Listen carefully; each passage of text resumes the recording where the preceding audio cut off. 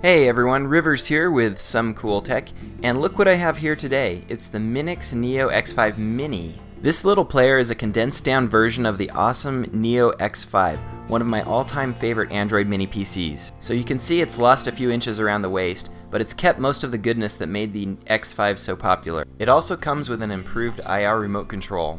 What you get in the box is a manual, the X5 Mini, the remote control, a USB cable, power adapter cable, and an actual HDMI cable, which you don't see too often these days.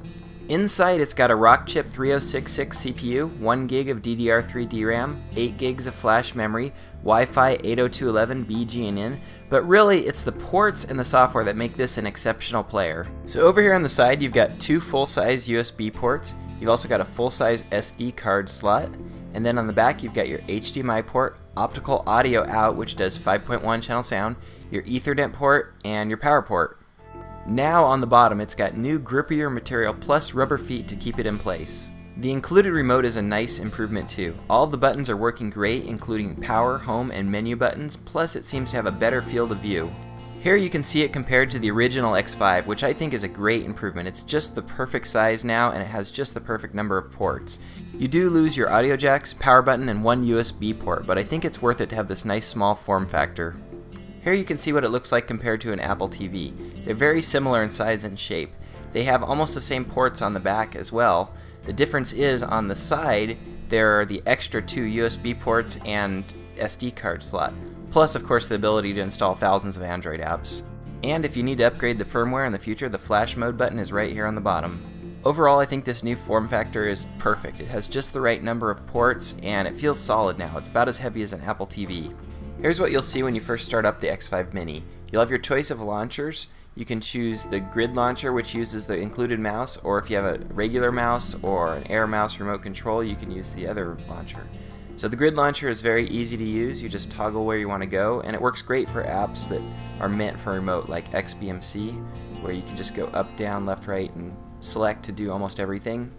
By the way, I'll put a link to this version of XBMC in the description down below. This is a different version of XBMC that uses MX Player to play the video, and it seems to work really well. The X5 Mini has great software. Everything just works. It really strikes me as the kind of player that would be sold in a retail store. It comes with everything you need to get started quickly, and it's something an average user would feel pretty comfortable using. Here you can see photo slideshows work great with the included remote.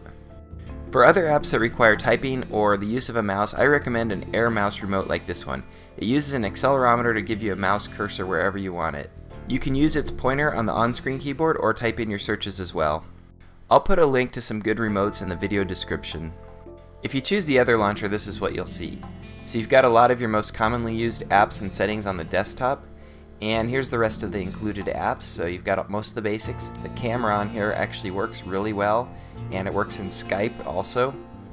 You've got a Chrome, you've got a DNLA streaming app so you can send YouTube videos to your big screen TV, your photo gallery, email, maps, Google Play, button configuring software, video player, and a bunch of other apps that you might find useful. Plus, Google Play will let you install pretty much anything that you want.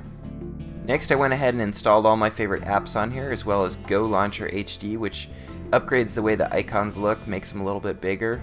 So let's go ahead and take a look at the settings.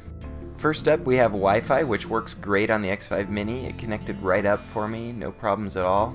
You've got Ethernet if you want to enable it.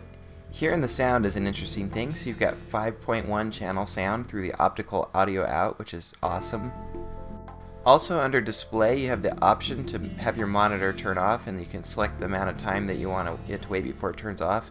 So this is really useful, and I wish more players had it. Now let's look at storage.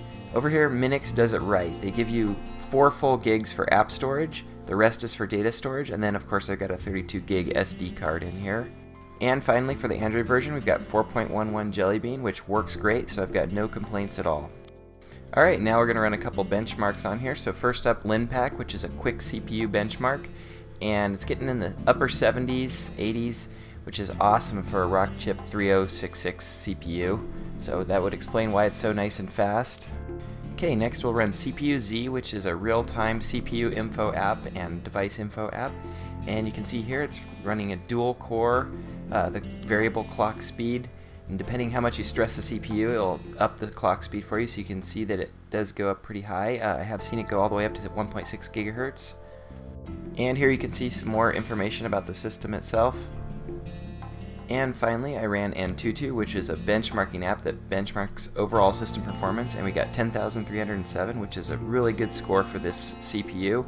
So I'm very happy with that, and that explains why it's so nice and snappy. Web surfing on the X5 Mini works great too.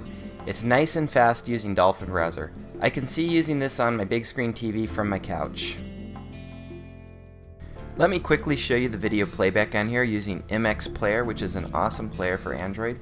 So the video on here is very good. It's easy to control. You move the slider and it quickly moves to where you want to go, and it's no problem playing 1080p MKV files. I can tell Minix has learned a lot from the previous Android Mini PCs because the X5 Mini is really smooth and apps run really well on it.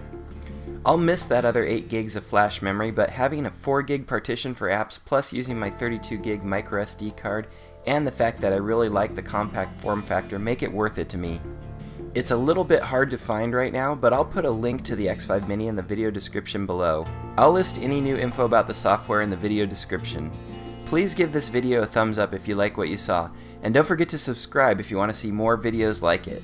Thanks for watching, and aloha!